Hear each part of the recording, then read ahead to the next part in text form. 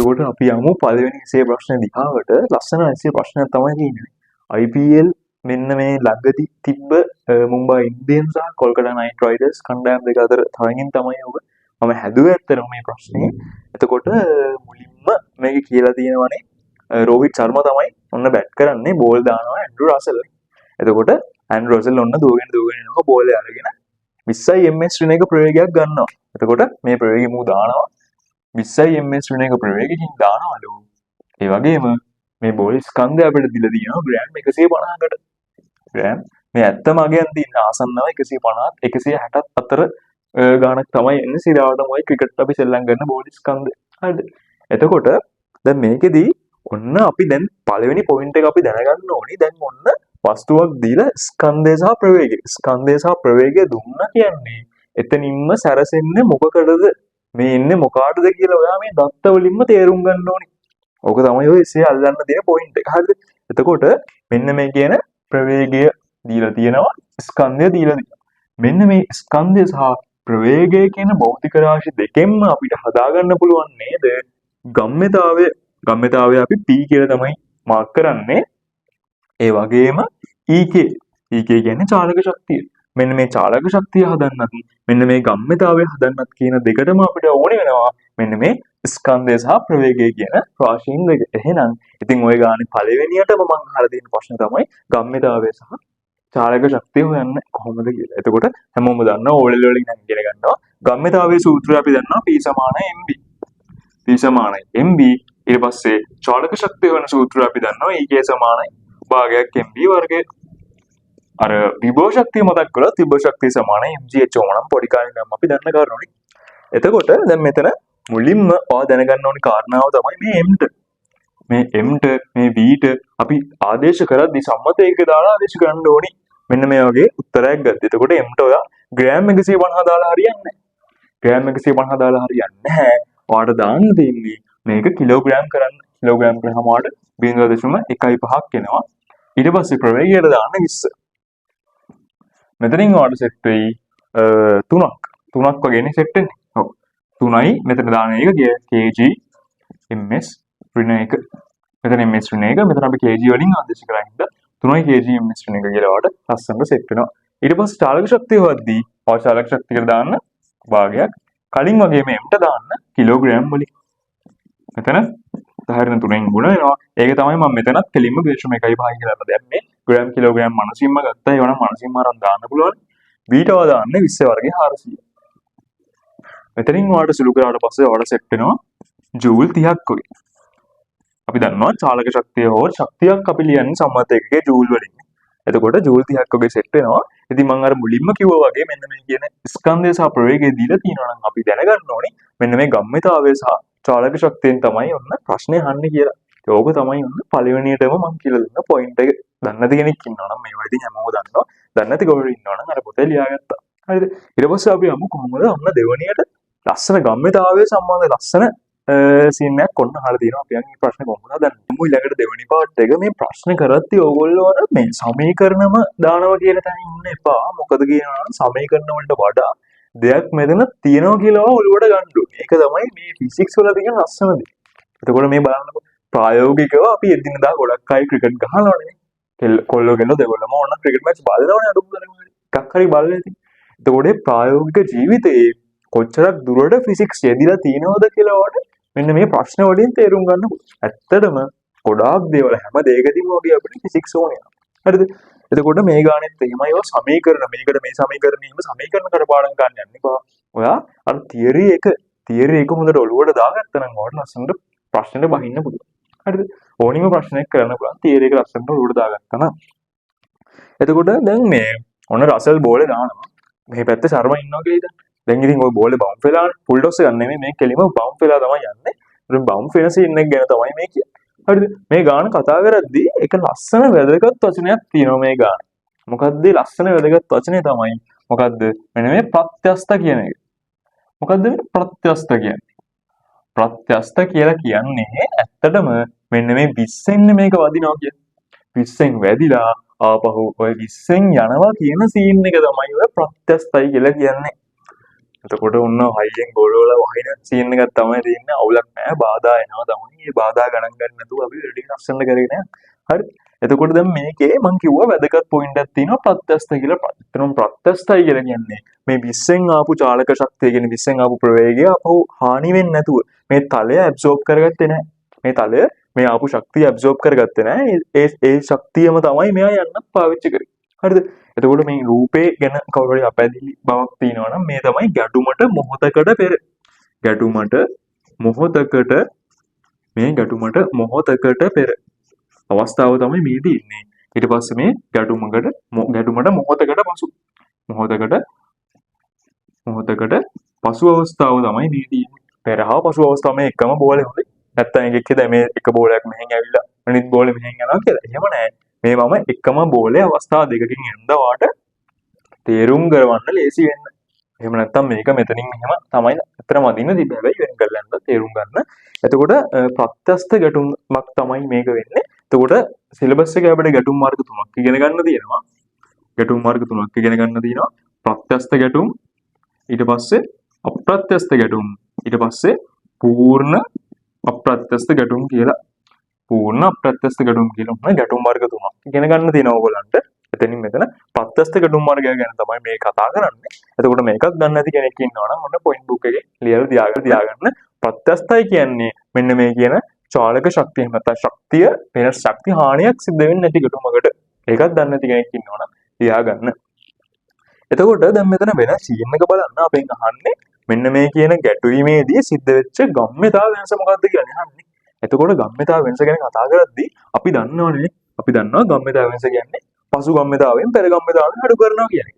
ඒක ඕනි කෙනෙක් දන්නවනේ. ඕනිම දෙයක වෙනසක් කියන්නේ මොකද්ද? වෙනසක් කියන්නේ අන්තිම එකගෙන් මුල් එක අඩු කරනවා. දැන් ත්වරණය කියන්නේ මොකද්ද? පසු ප්‍රවේගයෙන් මුල් ප්‍රවේගය අඩු කරනවා. එතකොට ප්‍රවේගය වෙනසනේ ත්වරණය කියන්නේ. ඒ වගේ තමයි සරලව ගත්තොත් එහෙම ගම්ම්‍යතාව වෙනස කියන්නේ පසු ගම්ම්‍යතාවයෙන් පෙර ගම්ම්‍යතාවය අඩු කරනවට. හරිද? එතකොට දැන් මෙතන බලන්න හොඳට ඔයා මෙන්න මේ බෝලේ ඔයාට කඩන්න පුළුවන්. මෙන්න මේ හරහට තියෙන මෙන්න මේ ආනත වෙලා තියෙන ප්‍රවේගයේ දිශාව ප්‍රවේගය කියන දෛශිකයක්නේ. අපිට මේක දෙපැත්තකට කඩන්න පුළුවන් නේ. ඔහොම ඇවිල්ලා තියෙන එක මෙන්න මෙතන අංශක 30ක කෝණෙකුත් තියෙනවා. ඔයාට මේක දෙපැත්තකට කඩන්න පුළුවන්. හොඳට බලන්න. ඔයාට මෙන්න මෙහෙම තියෙන එක මෙහෙට කඩන්නත් පුළුවන්. මෙන්න මේ පල්ලෙහාට කඩන්නත් පුළුවන්. තේරුණානේ? මෙහෙම තියෙන එක මෙහෙට කඩන්නත් පුළුවන්. පල්ලෙහාට කඩන්නත් පුළුවන්. මෙන්න මේ පැත්තට කැඩුවොත් එහෙම ඔයාට සෙට් වෙනවා. මෙතන v කියලා මං හිතුවොත් එහෙම මෙන්න මේ අපි දන්නවා ඒකාන්තර කෝණ වලින් මෙතන 30යි නම් මෙන්න මෙතන කෝණෙත් 30යි. මේ පැත්තට v cos θ කියලා මං දැන්ට නිකන් ලියන්නම් v cos 30 කියලා තමයි.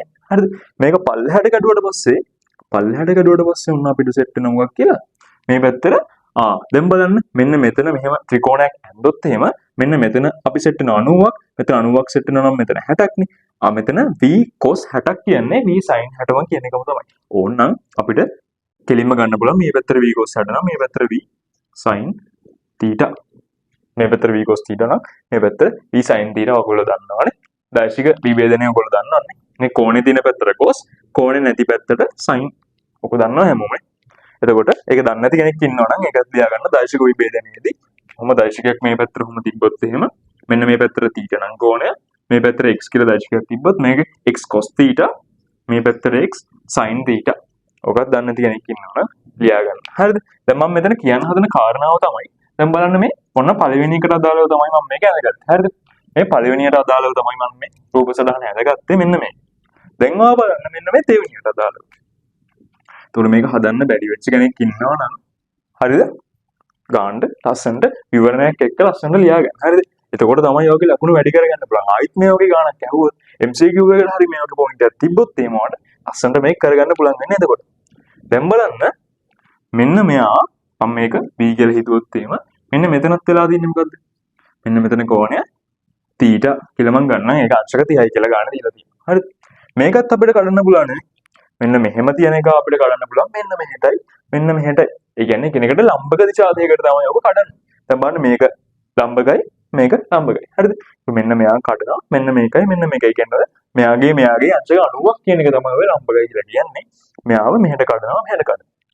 කලින් වගේම තමයි මේ සරල දෙයක්. හරිද? මෙන්න මෙහෙම උඩට කඩන්න පුළුවන්. මෙන්න මෙහෙම මේ පැත්තට කඩන්නත් පුළුවන්. මෙන්න මේ පැත්තට කැඩුවාම කලින් වගේ අපිට සෙට් වෙනවා v cos θ එක. v cos θ උඩ පැත්තට ගත්තාම අපිට සෙට් වෙනවා උඩට තමයි v sin θ එක දැන් ඔන්න සෙට් උනේ. මම හිතනවා මේක ඔයාලට ලස්සනට තේරුණා කියලා. හරිද? එතකොට දැන් බලන්න හොඳ පොයින්ට් එකක් මෙතන තියෙනවා. මෙන්න මේ දකුණු පැත්තට තියෙන v cos θ එකම නේද මේ දෙතනත් දකුණු පැත්තට ඇවිල්ලා තියෙන්නේ. මෙන්න මේ කෙලින් තිබ්බ v cos θ එකම තමයි මේ පැත්තේ v cos θ ඇවිල්ලා තියෙන්නේ. ඒ කියන්නේ මෙන්න මේ කියන දකුණු පැත්තට මෙන්න මේ කෙලින් දිශාවට තියෙන මොකක් වෙනස් වෙලා නැද්ද? කෙලින් පැත්තට තියෙන උන්න දර්ශකයේ වෙනස් වෙලා නැහැ. කෙලින් පැත්තට තියෙන ප්‍රවේග දර්ශකයේ වෙනස් වෙලා නැහැ. හරිද? එතකොට අපි දන්නවා ගම්‍යතාවය හැදෙන්නේ ස්කන්ධය සහ ප්‍රවේගයේ ගුණිතය. දැන් අපි කලින් අහුවනේ ගම්‍යතාවය. ස්කන්ධයේ ගම්‍යතාවය හැදෙන්නේ ස්කන්ධය සහ ප්‍රවේගය කියන දෙකේ ගුණිතය.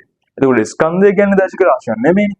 එහෙනම් ඔය ගම්‍යතාවයත් දර්ශක රාශියක් වෙලා තියෙන්නේ කවුරු හින්දාද? අපි දන්නවා P සමානයි mv. මෙන්න මූ අදිශ රාශියක්. ඌ අපිට වැඩක් නැහැ. ඒ වුණාට මේ ප්‍රවේගය කියන්නේ දර්ශක රාශියක්. ඉතින් අපි දන්නවා මෙන්න මේ ප්‍රවේගයේ දර්ශක රාශියක් නම් මෙන්න මේ කියන ගම්මිතාවයත් දර්ශක රාශියක්ම වෙනවා. ඉතින් ඔච්චරයි කතාව. හරිද? එහෙනම් දැන් බලන්න මෙන්න මේ පැත්තට තියෙන v cos θ වෙනස් වෙලා නැහැ. මේ පැත්තට තියෙන v cos θ වෙනස් වෙලා නැහැ. වෙනස් වෙලා තියෙන එකම කෙනා කවුද? මෙන්න මේ කියන sin θ. මෙන්න මෙයා සෙට් වෙන යටට ඒ වුණාට මෙන්න මෙයා සෙට් වෙලා තියෙන්නේ කොහෙද? එයා සෙට් වෙලා තියෙන්නේ උඩට. එහෙනම් ඉතින් අපි බලන්න එහෙනම් දැන් අපි මෙන්න මේ දිශාවට ප්‍රවේග වෙනසක් කියන ගම්මිතාව වෙනසක් කතා කරලා වැඩක් නැහැ. උනියටයිනේ බං. ඒ හින්දා අපිට වැදගත් වෙන්නේ මෙන්න මේ සිරස් දිශාව. ඔන්න ඔය සිරස් දිශාවට තමයි අපි දැන් දාන්න ඕනේ ගම්මිතාව වෙනස. එහෙම ලිව්වම තමයි ඔයාලට උත්තරේ ලස්සනට හම්බෙන්නේ. හරිද? එහෙනම් දැන් මම බෝඩ් එකේ මොකක්ද එන්න කොහොමද උත්තරේ ගන්නේ? දැන් මෙතන අපි දන්නවා ගම්මිතාව වෙනස ලියන්නේ කොහොමද? පසු ගම්මිතාවෙන් තමයි පෙර ගම්මිතාව අඩු ගන්න. ඔන්න පැටලෙන පොයින්ට්. දැන් නැත්තම් ටග් ගාලා නෝට් එකක් දාගත්ත නෝට් පොතේ පොයින්ට් බුක් එකේ මොකද්ද? මේක අපි ලියනවා මොකක් කියලාද? පසු ගම්මිතාවය. මේක පසු ගම්මිතාවය. මේ පසු ගම්මිතාවය පසුවකින් තමයි පෙර එක අඩු කරන්නේ. හරිද?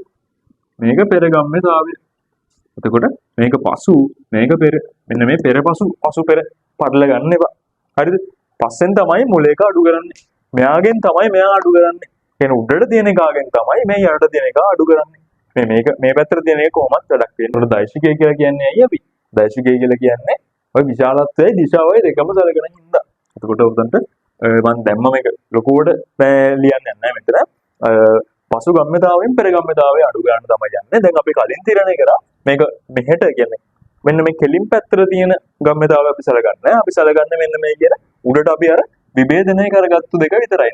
මේක මෙහෙට විභේදනය කරගත්තට පස්සේ මෙන්න මෙහෙට සෙට් වුණා. මේක මෙහෙට විභේදනය කරගත්තා පස්සේ උඩට සෙට් වුණා. හරිද? එතකොට බලන්න මේ P2 එක අපිට සෙට් වෙනවා කොහොමද? P2 එක සෙට් වෙනවා උඩටනේ.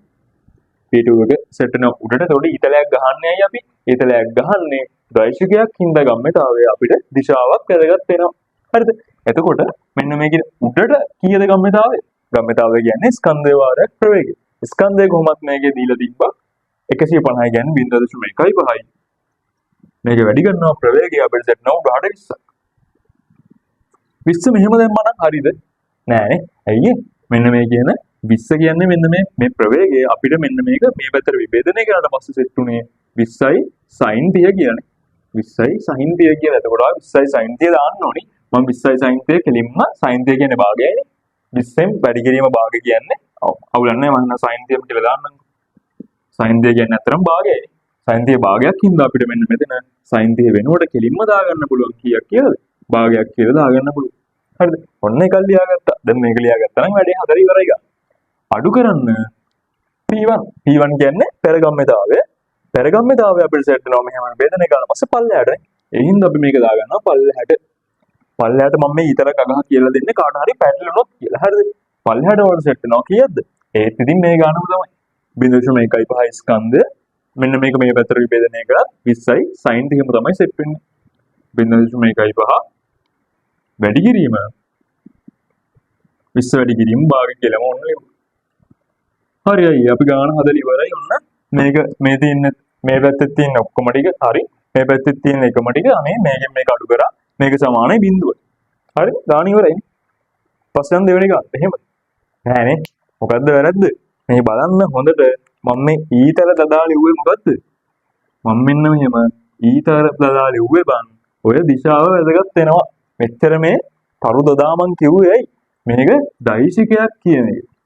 ඔය දෛශික අපිට හිතු මනාවෙට මේක කරන්න බෑ. මොකද විශාලත්වය ගත්තොත් හරි. විශාලත්වය ගත්තොත් හරි. හැබැයි බං දිශාවකුත් මුණ්ඩ තියෙනවා. එකම මෙහෙම අඩු කරලා බිඳුව එන්න ඕනේ නම් විශාලත්වය විතරක් සමාන වෙලා හරියන්නේ නෑ බං. මෙන්න මේ ඊතල දෙකක් සමාන වුණොත් විතරයි මෝගෙන් මෝග අඩු කරලා බිඳුවක් එන්නේ. දැන් ඔය දෛශික අඩු කිරීම වලදී අපි ලස්සන ට්‍රික් එකක් පාවිච්චි කරනවා. මොකක්ද ඒ කරන ට්‍රික් එක තමයි දැන් ඔය මෙහෙම තියෙද්දි අපිට ඕක හිතා ගන්න බෑ. ඒ හින්දා අපි කරන වැඩේ තමයි මෙන්න මේ මූව මෙහෙම මුලින් තියෙන එක මෙහෙමම තියලා මේ දෙවෙනි කාගේ ඊතලය අපි උඩහට හරව ගන්නවා. ඈ මොකක්ද ඒක මොකද? මූ මෙහෙමම තියලා මේ ඊතලේ උඩහට හරව ගන්න. එතකොට ලස්සන වැඩක් වෙනවා. ඔන්න බලන්න. මම මෙතන 20 දෙකින් බෙදෙනවනේ. 10 කියලාම දාන්න. හරි. එතකොට 0.15 වැඩි කිරීම 10 ඔන්න උඩට තියෙන එක. මෙන්න මේ ඊතලය මම උඩට දාගන්නවා. මෙන්න එතකොට ලස්සන දෙයක් වෙනවා. හරිද? මේ රින ලකුණ කොහොමද තියෙනවනේ. මේ රින ලකුණ තමයි මේ තියෙන්නේ. මෙන්න මේ පල්ලෙහාට තියෙන ඊතලය ඔයා උඩට කරද්දී මෙන්න මෙතනට නැවත රින ලකුණක් එනවා. ඇයි අපි මේ ඊතලය උඩට හැරවපු හින්දා ඒක හරවලා බව පෙන්වන්න තමයි මේ රින ලකුණක් එන්නේ. හරිද? ඊට පස්සේ ඉතින් මේක ඇත්තටම 0.15 වැඩි කිරීම කලින් වගේම 10 කියලා සෙට් වෙනවා. ඉතින් දැන් බලන්න සුළු කරගෙන දැන් ඉතින් යන්න තමයි තියෙන්නේ මෙතන. ඍණයි ධන එනවා. හරිද? එතකොට මෙතන 0.15 10න් ගුණ කරාම 1.5යි. මේ පැත්තට 1.5යි. ඍණයි ධන වෙනවා. ආයෙත් උඩහට මීතලයක් සෙට් වෙනවා. මේකෙන් ගුණ කරාම ආයෙත් උඩට 1.5ක් සෙට් වෙනවා. දැන් හරිනේ. ඔන්න 1.5 සෙට් වුණාට පස්සේ ගම්මිතා වෙනස වට සෙට් වෙනවා උඩට 3යි kg ns ඍණ 1 කියලා ඔන්න ලස්සනට උත්තරේ අපිට සෙට් වෙනවා. එතකොට මේක තමයි ඔයාලට හම්බෙන උත්තරේ. ඔන්න ලස්සන තියරි. ඔය තමයි ඔය ගොඩක් ළමයිට අමාරුයි කියන්නේ දෛශික පාඩමේ වුණා. දැන් බලන්න දෛශිකයි යාන්ත්‍ර විද්‍යාවේ ලස්සනට ඔන්න සෙට් වුණා. දැන් සමහරු ඉන්නවා තියරි පාඩම් කරගන්නවා. ඔන්න දෛශික මෙහෙමයි කියලා ලොකු පත නෝට් එකක් හම්බ වෙනවා ක්ලාස් එකේ. ඔන්න දෛශික ටික ඔන්න කොහොමයි මෙහෙමයි ඔන්න බල සමාන්තර ආසනීයමේ ලාහුගේ රාමීගේ ප්‍රවේගය කියලා ඔන්නෝම එක මේ ප්‍රමේයන් තියෙනවා ලොකු ප්‍රමේය. ඕව දැනගත්තට වැඩක් නෑ බං. තියරි නෝට් එක ගොඩක් ලොකු වුණාට නෑ මේ වගේ ගානක් හදාගන්න බැයි. ඕව තමයි මේ වැදගත් වෙන කාරණා. හරිද? එතකොට මේක දන්නේ නැති කෙනෙක් ඉන්නවා නම් වරද්දපු කෙනෙක් ඉන්නවා නම් අවුලක් නෑ. හරි මට වැරදුනා. අවුලක් නෑ. මං ඊළඟට හම්බෙන ගාන ඊළඟ දර්ශික ගාන අස්සන්ට හදනවා කියලා ගානට පොතේ නෝට් එකක් දාගත්තා ලියාගත්තා ගාන හදුවා. හරිද? බය වෙන්න එපා. මේක දන්නේ නැහැ කියලා ඔයා දැන් අද තේරුම් ගත්තා. ඒකම තමයි ඔයා ඊළඟ දවස් හෙට දවසේ වාගේ හදන ගාන හරියන්නේ. අද දවසේ වැරදුනා වැරදි තමයි හරියන්නේ. අවුලක් නැහැ. හරිද? මේක හදපු යොන් ටික සුපිරියි. හදපු යොන් ටික සුපිරි ආයි කියන්න දෙයක් නැහැ. ඊට පස්සේ අපි යමු ඊළඟ ලස්සන තීරි පොයින්ට් එකකට තමයි ඔන්න අපි යන්න හදන්නේ.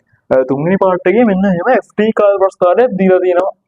ඒතකොට ශර්මාගේ පිත්ත ගැන තමයි ඉතින් ඇත්තටම මේ කතා කරන්නේ. මේ දෙන්නේ ශර්ම දාපු බලය 20 මුලින්ම 20 ඉඳලා 40 60 කිලෝ බලය වැඩි කරලා දිනවා. මේ 0.4.8 කියලා දින්නේ තප්පරනේ. තප්පර කොච්චරද 0.4 චූටි කාල ප්‍රාසයක් නේ අපි දන්නවා. පිත්තේ ඇවිල්ලා බෝලේ වැදිලා ලොකු වෙලා පැය ගාණක් තියෙනවද? මිනිත්තු වදයක් තියෙනවද නෑ? ශනික සිංහල යනවා. එතකොට ඒ බලන්න ප්‍රායෝගිකව තමයි මේ දත්ත දෙනවට දාලා තියෙන්නේ. හරි. ප්‍රායෝගික දත්ත තමයි මේ දාලා තියෙන්නේ. නිකන් ඔය මෙතනට ඕන 40 50 60 එහෙම දැම්මේ නෑ. කාන්ටර හිතලා තමයි දැන් මේක තමයි හැම ගානක් දිහා ප්‍රායෝගිකව ප්‍රැක්ටිකලි හිතලා බලන්න කියන්නේ. හරිද? ඒකත් ඔළුවට දාගන්න. හරිද? එතකොට දැන් බලන්න මම උගන්වන තියරි පොයින්ට් වල දැන් දන්නේ නැති කට්ටිය පොයින්ට් බුක් එකේ ළඟට දාලා ලියා ගන්න. මෙන්න මේක. මොකද්ද මේ FT කාල ප්‍රස්තාරයක් කියලා කියන්නේ? FT කාල ප්‍රස්තාරයක් කියන්නේ බල කාල ප්‍රස්තාරයක්නේ. මේ බල කාල ප්‍රස්තාරයක මෙන්න මේ අපි අඳින බල කාල ප්‍රස්තාරයක මෙන්න මේ වර්ගඵලය මෙන්න මේ කියන ප්‍රස්ථාරයේ වර්ගඵලයෙන් අපිට ලැබෙන ආවේගය. ආවේගය අපි ඉංග්‍රීසි අකුර තමයි I. I හෙවත් ආවේගය කියලා කියන්නේ මොකටද තමයිද? ගම්ම්‍යතා වෙනසටම තමයි. මෙන්න මේ වර්ගඵලයෙන් අපිට ලැබෙනවා ආවේගය හෙවත් ගම්ම්‍යතා වෙනසම. හරිද? ඒ වගේම ඊළඟ තියරි පොයින්ට් එක තමයි මෙන්න මේ අපි කතා කරන්නේ චූටි කාලයක් සඳහා. ඊටාත්ම සුළු මොහොතක් මේ වගේ ඉතාමත්ම සුළු මොහොතක් ඉගෙන තප්පරයකට ආසන්න සංඛ්‍යාව ඉගෙන චූටි කාලයක් ගැන තමයි කතා කරන්නේ. එතකොට වැදගත් වෙන දේ තමයි මෙන්න මේ ආවේගය අපිට ලබා ගන්න පුළුවන්. මෙන්න මෙහෙම සූත්‍රයක් අපිට ඔප්පු කරගන්න පුළුවන්. මෙන්න මේ කියන බලය මෙන්න මේ කෙටි කාලයක් තුළ කරගත්තු බලය අපිට ලැබෙනවා මෙන්න මේ කියන ගම්‍යතා වෙනස බෙදීම කාලයෙන්. ගම්‍යතා වෙනස බෙදීම කාලයෙන් මෙන්න මේ කියන F හෙවත් බලය අපිට සෙට් වෙනවා. එතකොට ඒකත් ඔයා දන්න නැත්නම් ලියාගන්න. එතකොට මෙන්න මෙතනින් ඩෙල්ටා P උක්ත කරාට පස්සේ ඩෙල්ටා P සමාන F වාරයක් ඩෙල්ටා T කියලා සෙට් වෙනවා. මේක ඔය ගොඩාක් ගණන් හදන්න එහෙම අපිට වැදගත් වෙනවා. මෙන්න මේ කියන ගම්‍යතා වෙනස අපිට ලැබෙන්නේ මෙන්න මේ කියන බලය සහ මේක ක්‍රියාත්මක වුණු කෙටි කාල පරාසයේ ගුණිතයෙන් කියන එක. හරිද? එතකොට ඕක තමයි මේ ගාන හදන්න වැදගත් වෙන තියරි පොයින්ට් එක. හරිද? මෙන්න මෙහෙමයි අපි ගාන පටන් ගන්න. ගාන හිතන්නේ මෙහෙමයි. හරිද? දැන් මේකේ තියෙනවා 0.8 අවසානයේ සිදු තප්පර 0.8 අවසානයේ සිදු ගම්‍යතා වෙනසක් ගැන. හරි. එතකොට බං මේ 0.8 තමයි අපිට වැදගත් වෙන්නේ.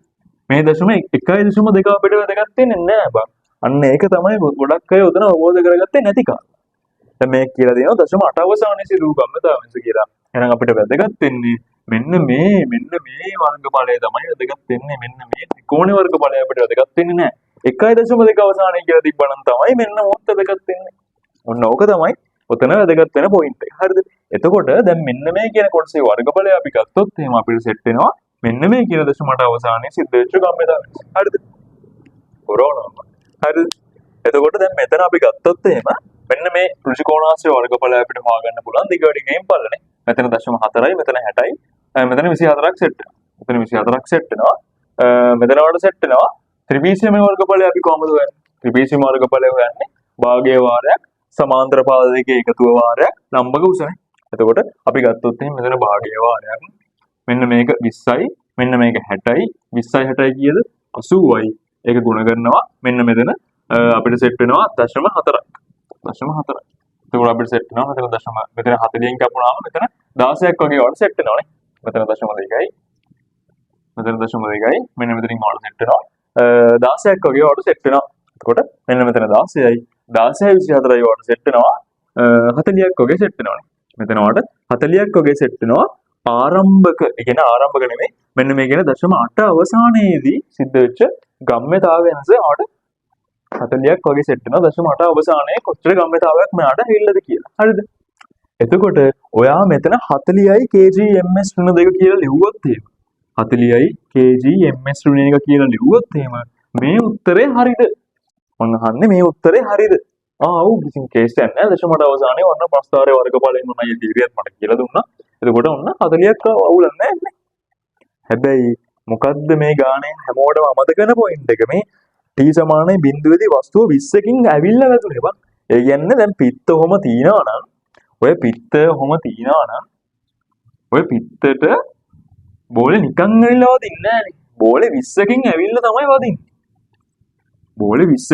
තමයි වදින්නේ. ඒ හින්දා අපිට ආරම්භක ගම්‍යතාවයකුත් මේක තිබ්බා. ඒ ආරම්භක ගම්‍යතාවයත් අපි සැලකන්න වෙනවා.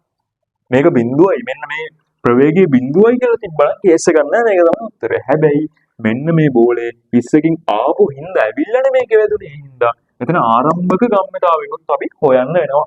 ඒ ආරම්භක ගම්‍යතාවයේදී අපිට හොයන්න දෙයක් නැහැ. අපි කලිනුත් හෙව්වනේ. ආරම්භක ගම්‍යතාවය වල සෙට් වෙනවා. ඉතින් 20 වැඩි කරන්න මේකේ අපි දන්නවා p සමාන mb නේ. p සමාන mb m කියන්නේ 0.15යි.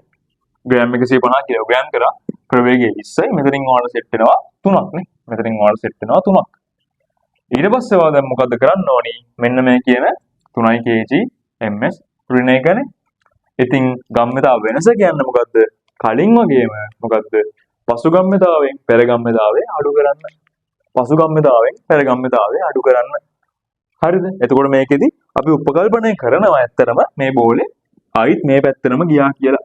ඒ කියන්නේ වෙද්දිලා දැන් ඊළඟ පාර්ට් එකේ තියෙනවා ඇත්තටම ප්‍රක්ෂිප්ත ගානක් වගේ යන්න. ඉතින් මේක මෙහෙටම ඇවිල්ලා මෙහෙටම බැට් එක විනිවිද යන්නේ නැහැ නේ. ඒ හින්දා උපකල්පනය කරන්න දැන් දිශාවකුත් මේක දීලා නැහැ නේ. ආනතියක් දීලා තිබ්බනම් අපිට ඔන්නෝම හැරිලා යනවා කියලා හිතන්න පුළුවන්. හරිද? හැබැයි කෝණයක් දීලා නැති හින්දා අපිට එහෙම හිතන්නත් බැහැ. එහෙම හිතන්නත් බැරි නම් අපිට හිතන්න තියෙන එකම දේ මොකද්ද? මේ ආපු පාර දිගේම ඔහොම ඇවිල්ලා ආයෙත් ඔහොමම ගියා කියලා තමයි හිතන්නේ. හරිද? ඒක කේස් එකක් නෑ. එතකොට අර අපි කලිනුත් හෙව්වා වගේම දෙයක් නේ මෙතන වෙලා තියෙන්නේ. හරිද?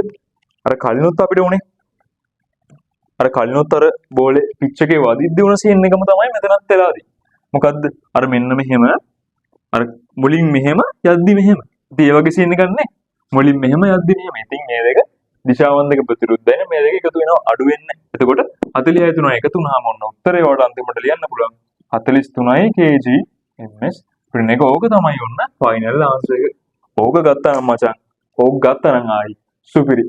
ඕක ගත්තා නම් සුපිරි ඈ. මේ ගත්තා කියන්නේ ආයි අදි. හරිද? අවුලක් නෑ හදාගන්න බැරි අය මොකද්ද?